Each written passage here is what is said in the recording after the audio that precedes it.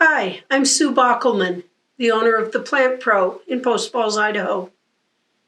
I have a degree in landscape horticulture from Colorado State University, and I've been playing in the dirt, working in the horticulture field for over 40 years. I'm used to our strange weather and bad soil, and I hope this will help you overcome some of the issues in dealing with those things so that you can grow happier and healthier plants.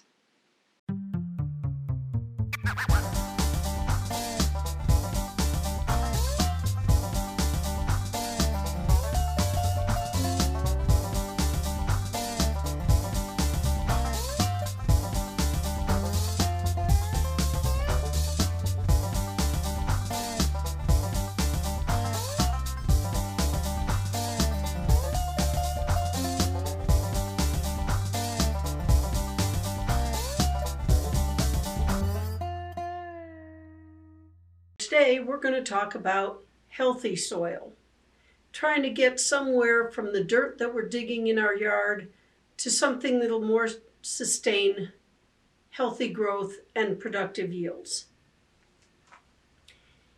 Dirt is composed of primarily two particles, organic and inorganic. The inorganic particles can be broken down into sand, silt, and clay.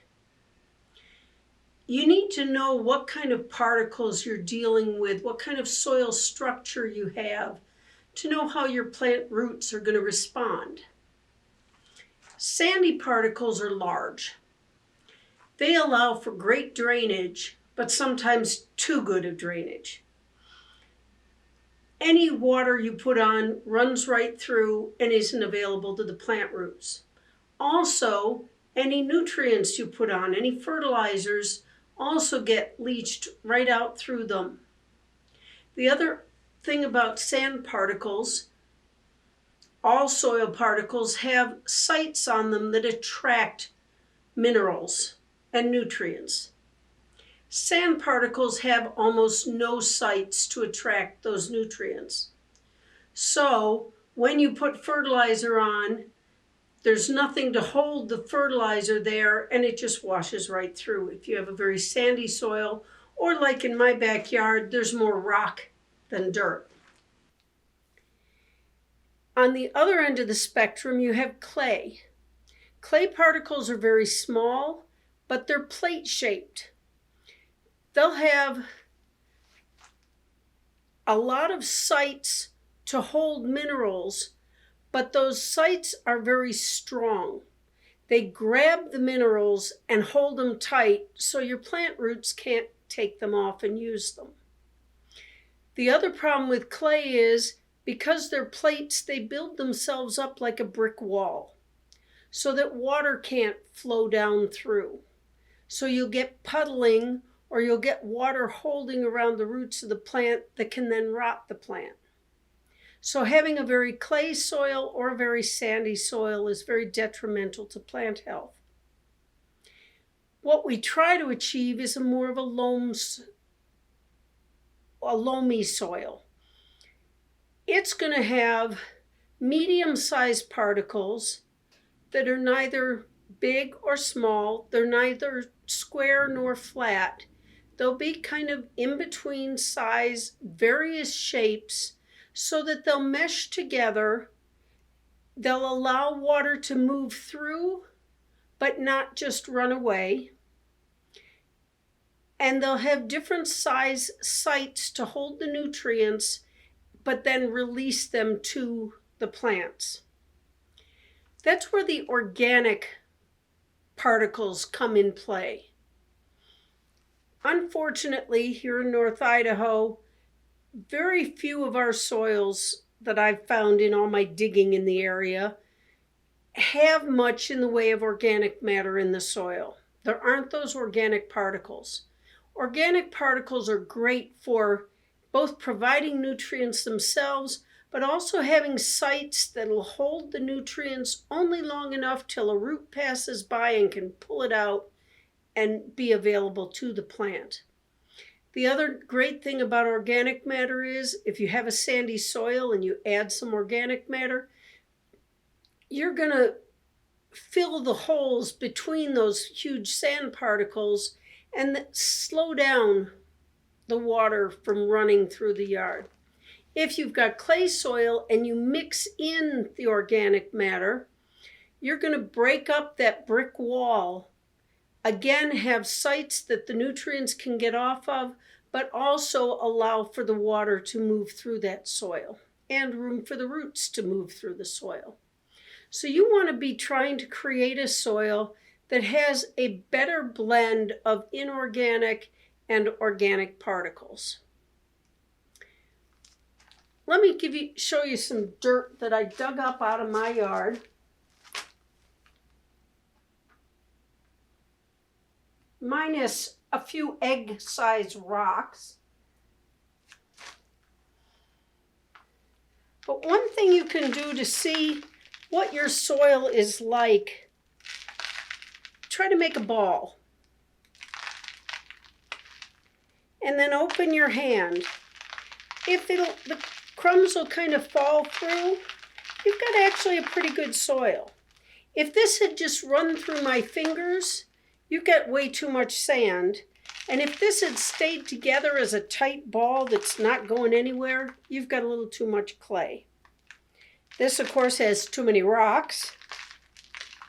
So anytime you're working soil for really any kind of plant, you want to try to take out any rocks really bigger than a golf ball. Even smaller would be better. Another way to test how your soil is to try to make a ribbon in your hand and push it off the end. Now, I can't make a good ribbon, which is telling me I don't have much clay in here to hold this together.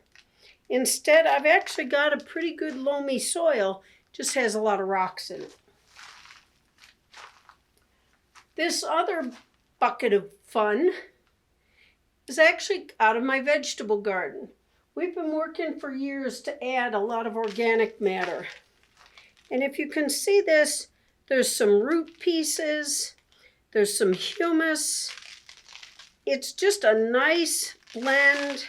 I can't make a clay ball. It's going to crumble nice. But that's just a pretty soil for your roots to grow in. By the way, the Plant Pro makes big messes. So, when you're talking about planting in your ground, you want to be thinking, add organic matter. Add something that's going to help your soil make a better home for the roots of your plants. I want to just give you a little reminder. I brought my little friends today.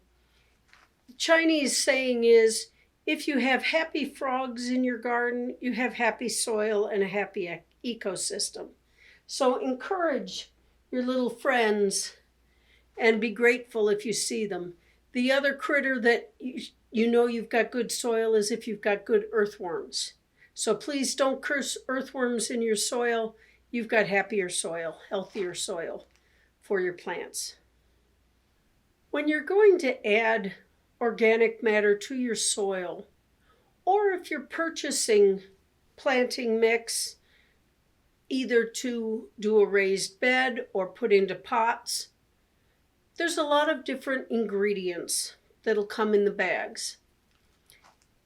One thing you don't usually need to buy in North Idaho is just plain topsoil. If you think about it, where are we getting our bulk topsoil around here? From the development down the road. That dirt's no better than what you've got. So, if you're planting in the ground, what you're wanting to add is some sort of organic matter. Lots of choices out there. In bulk, you can get recycled forest product, compost. You can also get manures. Either is great to go with. When you're buying packaged things, you'll also get forest products, manures, things like sphagnum peat moss, rice hulls, coir. And then a lot of them will also have things like kelp meal, bat guano, earthworm castings. All wonderful things when you're looking for composts. Every bag, when you're buying bags, will have an ingredient list. Start looking for some of those yummy ingredients to help your soil. If there is actual dirt in the bag, it's not going to say dirt or inorganic soil. It's going to say something like loam or silt. That's great. If that's in the bag, oftentimes planting mixes will be a blend of organic and inorganic products. Those are great. One thing about manures, if you're getting manure from the farm down the road or your rabbit hutch, you want to make sure it's 1 year out of the animal. It can't be steaming anymore. It shouldn't smell anymore. And it should be breaking down. Fresh manure will actually burn the roots of your plants, and you could kill them with kindness.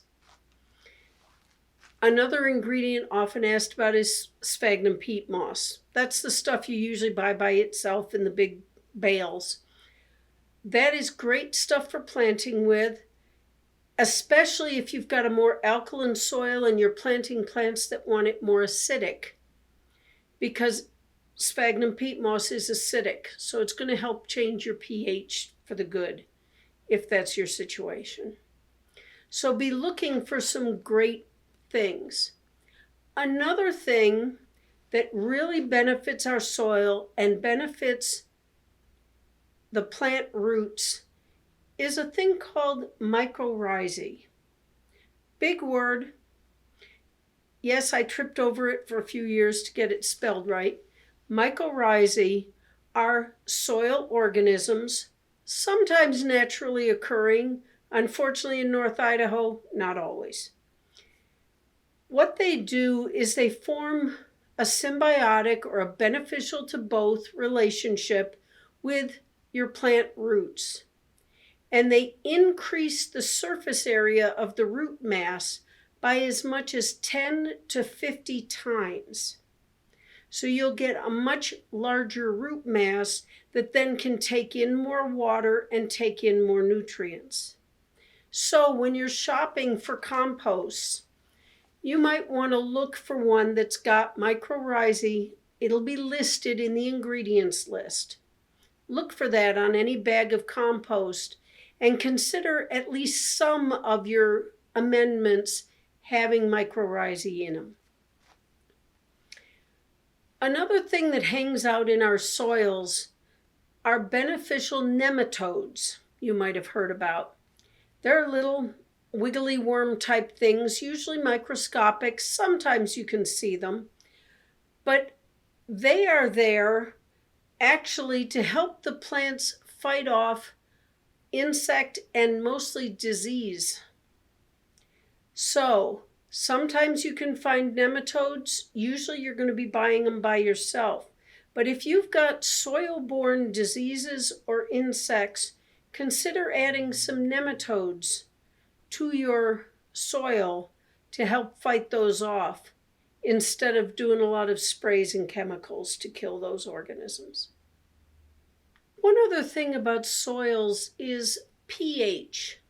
You hear about that a lot, but what does it mean? Soil pH is a measure of the acidity or alkalinity of the soil. It's on a scale of 1 to 14, with 7 being neutral. Most plants prefer to grow in neutral to slightly acidic soil. Unfortunately, in North Idaho, especially if you're not in the pine forests, you're going to have more alkaline soil. So you're going to need to be adding more and possibly different organic matters and possibly sulfur to get it to more the acidic side. One thing you can do is get these great quick soil test kits. This is a one-time use. They sell them also in 4-packs. But basically it'll give you a quick pH, whether you've got from alkaline to acidic soil. It's not super scientific, but it's enough to tell you, oh crud, this is so alkaline, nothing's going to grow. Or maybe because you're in the pine forest and more of our needles have decomposed for 100 years, you're maybe too acidic for some plants. So it's a good idea to know what your pH is. The other thing these little tests do is determine the amount of nitrogen, phosphorus, and potassium in the soil. We're going to get into that on my next talk. But pH, another thing to do to find out about your soils, you can buy very expensive and nice kits to do tests yourselves, or there are places to get good soil tests done. Personally, I use Stukenholz. They're out of Idaho Springs. They're a mom and pop, and they give a great test that tells you, A, what you've got in terms of structure, nutrients, and pH, and also how to make it better. Now, if you're going to be getting soils to put in pots, there's a lot of things out there. Again, I highly recommend you look for one that says it's organic, because you're going to have those organic particles to better hold the nutrients. There are a lot out there that have nutrients included. That includes my black gold all-purpose potting soil, but very small numbers. Another thing that you'll sometimes find in potting soils are these soil moist. They look like little plastic pellets. When you add water, you're going to now have them swell up 10 times, and they hold the moisture. So if you find a potting soil that has moisture holding capabilities, this is what's in it. They're the same things that are in your baby's diapers. But if you're doing pots and don't want to have to water so much, getting a potting soil with the soil holding granules in it can be very beneficial. The other thing you will almost always find in potting soils to be used in pots are these little white particles. That's perlite. It's just blown up pumice, and it just helps break up the soil, again, hold some water, and make it lighter. This blend also has a lot of peat moss in it. This is actually a seed starting blend. So it's very light to help the seed get started, and great for those baby roots to be able to work their way in. So I hope this has helped you learn a little bit about having healthy soil to grow happy, healthy plants. I wanted to thank Stacy from Van Hoff's Garden Center in Coeur d'Alene for the use of most of these props. And if you do have other questions, concerns, or comments, feel free to contact me. My information is on the board. Enjoy gardening and have a happy time.